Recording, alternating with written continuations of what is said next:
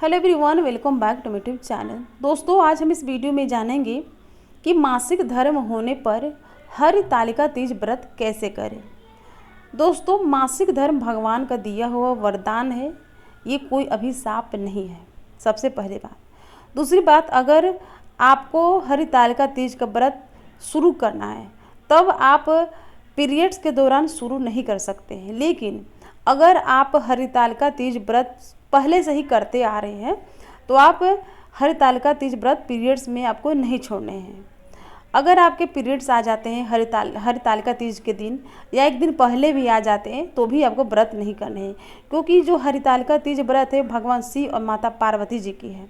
तो भगवान शिव जी की जो पूजा होती है पीरियड्स में तो 7 दिनों के बाद करी जाती है।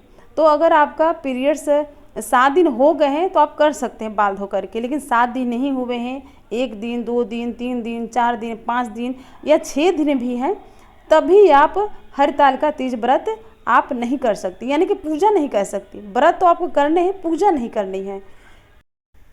दोस्तों, शास्त्रों के अनुसार कहा जाता है कि जब किसी भी महिला को मासिक धर्म आ जाते हैं तो 7 दिनों के बाद ही वह शिव जी को स्पर्श कर सकती है, शिव जी की पूजा उपासना कर सकती है। लेकिन अगर शिव जी को छोड़ करके जैसे देवी की पूजा करनी है तो वो 5 दिनों में देवी की पूजा कर सकती है, लेकिन हरितालिका तीज के दिन तो भगवान शिव जी के साथ साथ माता पार्वती जी दोनों की पूजा करनी होती है।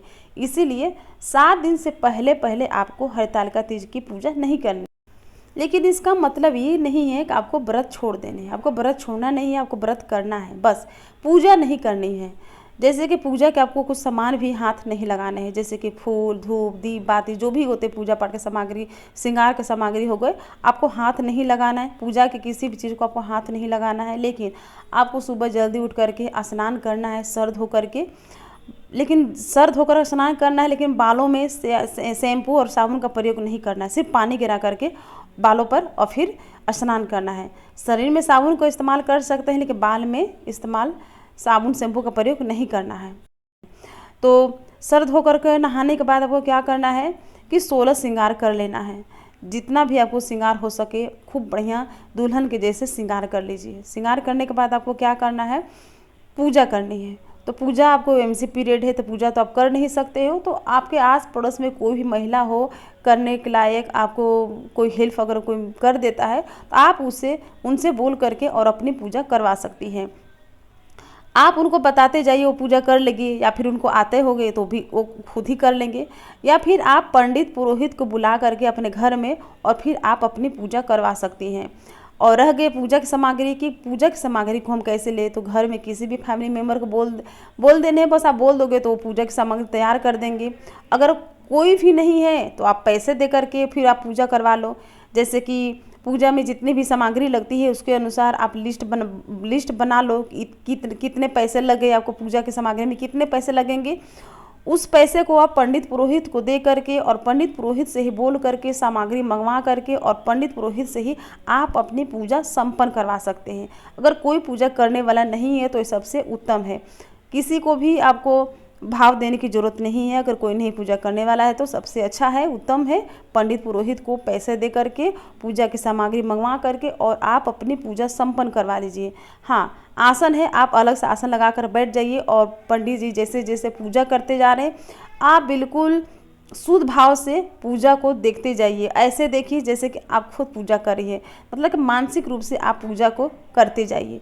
इस तरह से पूजा को देखिए और फिर आप जो पंडित जी कथा करेंगे, कथा बिल्कुल ध्यान पूर्वक मन लगा करके कथा सुन लेना है।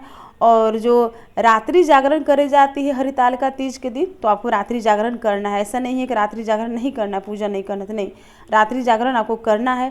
जितने भी नियम होते हैं सब कुछ करना है, बस पूजा नहीं करनी है। और दूसरे दिन आपको अपने व्रत का पारण भी करना है। तो पारण करा जाता है दान और दक्षिणा दे करके।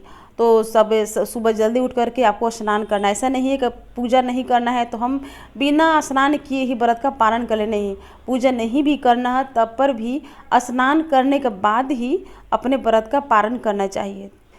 जब हम अपने व्रत का पारण स्नान करने के बाद करते हैं तो हमें पूजा का पूरा फल मिलता है।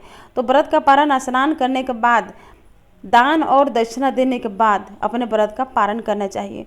तो दान दक्षिणा तो आप अशुद्ध अवस्था में होंगी, एमसी पीरियड में होंगे, तो आप कैसे दोगे? तो आप क्या कर सकते हो कि जो भी आपको सामर्थ्य हो, जैसे चावल, दाल, आटा, गेहूँ, रुपए, पैसे, वस्त्र, उनकी जो उन वस्तुओं की जो प्राइस हो गई, मतलब कि आप 100, 200, 151 या 51, आपके पास जो भी मतलब उस सामग्री की जो रेट बैठ जाए, पैसे बैठ जाए, उस पैसे को लेकर के और पंडित पुरोहित को आप दे सकते हैं। आप उनसे बोल सकते हैं कि आप ये सामग्री खरीद लो। तो इस तरह से आप दोगे तो आपको दान दक्षिणा का पूरा फल मिल जाएगा। उसके बाद दूसरा जो तरीका है, आप अपने हाथों से पशु पक्षियों को दान दे सकते हैं। चींटी को जैसे कि थोड़ी सी चीनी दे दिए, थोड़े से आटा दे दिए। तो इस तरह से भी दान दक्षिणा दे करके और अपने व्रत का पारण करा जाता है। ऐसा नहीं कि पंडित पुरोहित गरीब ब्राह्मण को ही देना है तो ही जाकर के हमें व्रत का पारण कहलाएगा। नहीं, आप चींटी को भी 2 दाना चीनी दे दोगे तो आपका ये दान कहलाएगा। पशु पक्षी को रोटी दे दिए, कुत्ते को रोटी दे दिए, तो ये भी आपका दान ही कहलाएगा। तो इस तरह से दान दक्षिणा दे करके और अपने व्रत का पारण कर सकते हैं। तो ये बहुत ही सिंपल है, कोई बड़ी चीज़ नहीं है, आप आराम से कर सकते हो। तो अगर आपको समझ ना आई हो तो कमेंट करके आप पूछ लेना, और वीडियो पसंद आई हो तो लाइक कीजिएगा। चैनल पर नए हैं प्लीज़ सब्सक्राइब कर लीजिएगा। कमेंट करके मुझे ज़रूर बताइएगा वीडियो कैसे लगी। तो फिर मिलूंगी नए वीडियो के साथ, तब तक के लिए हरे कृष्णा, राधे राधे।